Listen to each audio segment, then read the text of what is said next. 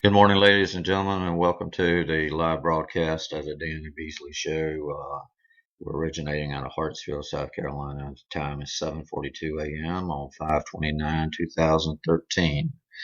I hope you're having a good drive into work today, and I hope everything is going well for you and yours. And today we're going to be examining some of the things that are in the news that we're going to be looking at what we call Earth's predicted doom. Um, that is according to what is taken out of the Holy Scriptures, God's manual for the world and for your personal letter from Him. And this is going to show how the current news, fits into the total picture of everything. So as we go into the news stories, I'd like for you to consider the relationship between the two and how 90% or over 99% of the prophecies in the King James version of the uh, of God's word has come to pass. So he has a better track record than Nostradamus or any of those other prophets, Edgar Casey and so forth. So today we're going into the news, and we're looking at an explosion at Disneyland um, that has occurred, and of course it's being mocked, or it's borrowing some headlines from the Tempest in the Teapot that was brought into existence for the J.P. Morgan big whale meltdown for the economics. This is called Disneyland Explosion, a Tempest in a Singing Teapot. The explosion occurred actually in Disneyland trash. It was caused by dry ice in a bottle, caused evacuations but no damages or injuries. And it occurred near Princess Tiana and her friends that they were singing on stage when this occurred. And this goes to show you that there's really not a safe place in America anymore that you can go to or take your family without being ready and being alert to your environment, to watch and make sure that you do take all the precautions that you can take, even though your options may be limited. Always look for where the exits are. Always look for, where a place of safety could be, and always know where you are in relationship to strange things that you may see that may appear out of place. So anyway, it was a small explosion.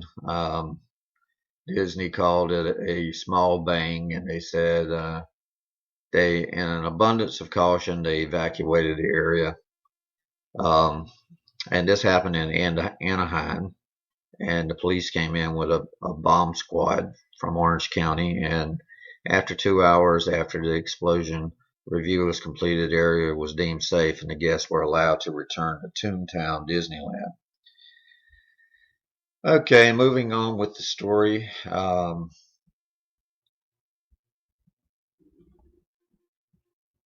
We've got another sports flap here with a college quarterback found dead.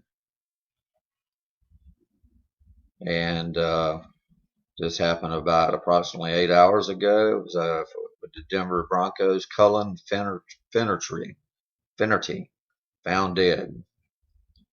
And of course, it seems like our people that are in the military and are in sports are having more than their share of problems these days. Claiming the military personnel returning back from overseas are really exhibiting a lot of mental illness and things of that nature. And they've discovered that football players have suffered concussions after concussions, and it's brain damage.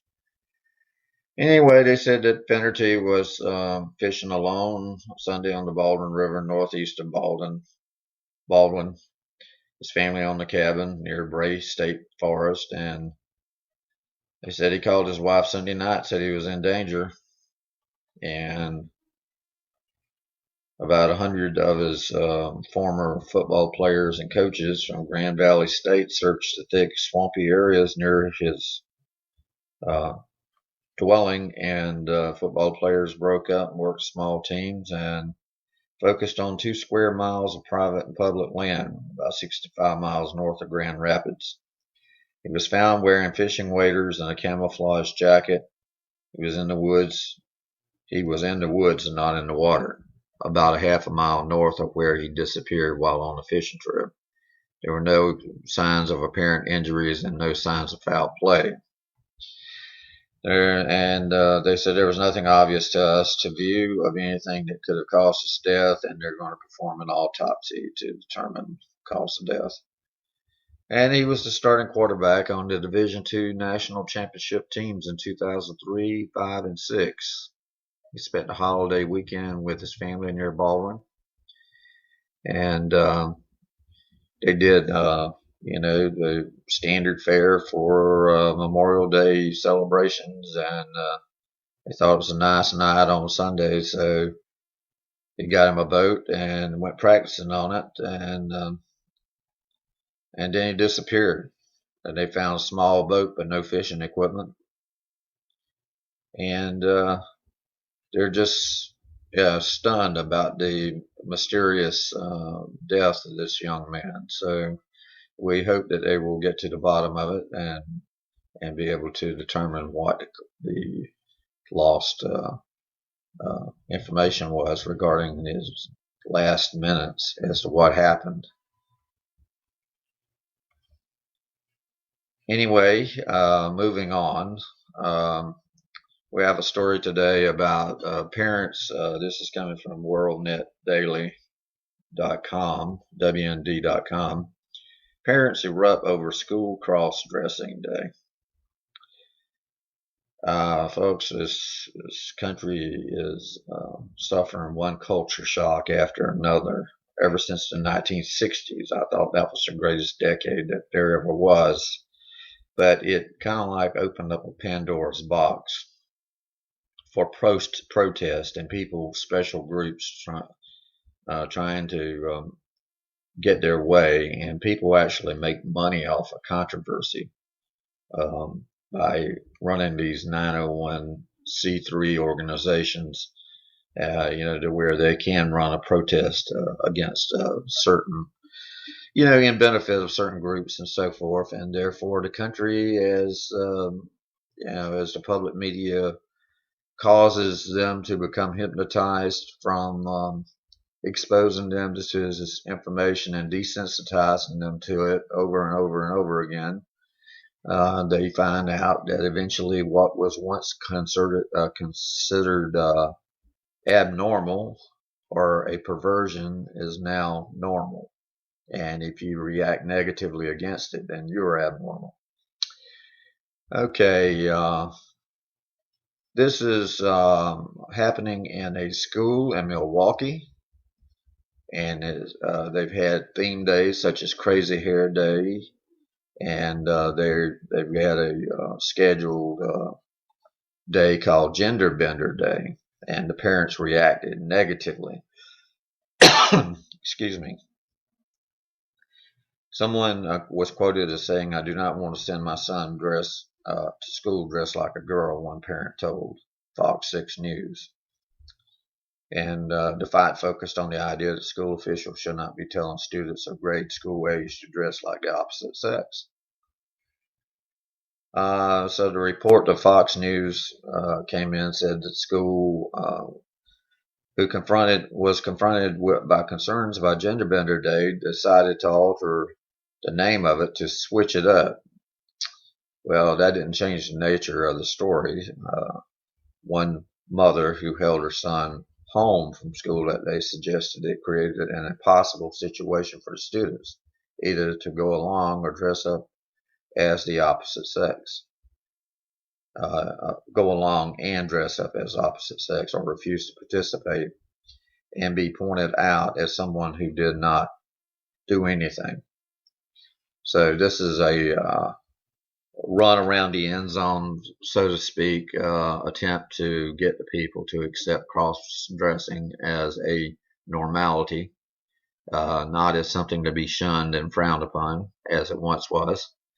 And the school, the parents of these children, they are concerned about what psychological impact it would have on the children. Parent Sam Ward says it just teaches children the wrong lesson about gender. Well, that is happening in the Milwaukee schools today, and there's a long history of introducing and teaching highly charged sexual material to children in American public schools. Probably the biggest promoter of such concerns is the public school industry in California.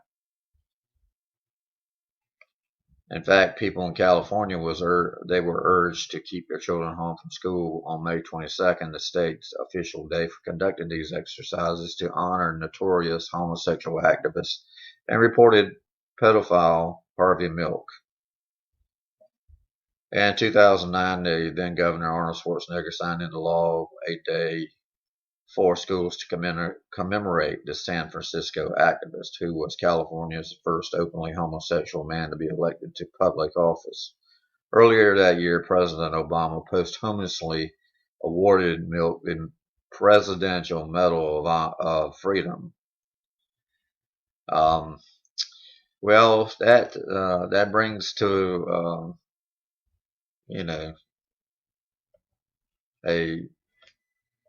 the public eye what's going on in our public schools. That's where your tax money is going to, and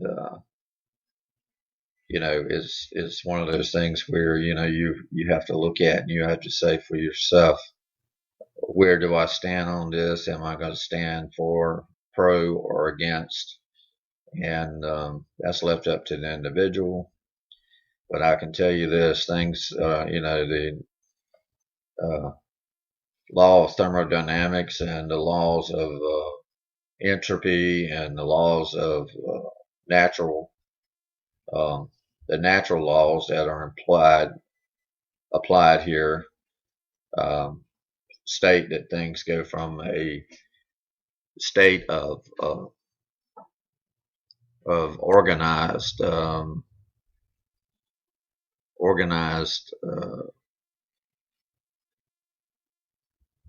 behavior to disorganized behavior, and that's where we're heading. Through the law of entropy, through each successive generation, we're getting worse and worse. Okay, in the news today also,